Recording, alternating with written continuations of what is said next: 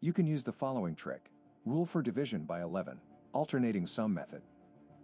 That is, subtract the sum of the digits in odd positions from the sum of the digits in even positions. Examples, for the number 2728.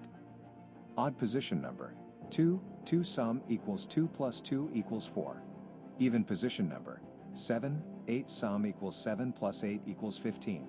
Result, 4 to 15 equals minus 11, which is a multiple of 11. So, 2728 is divisible by 11. If the result is 0, then still also number will be divisible by 11. Examples, for the number 759,636.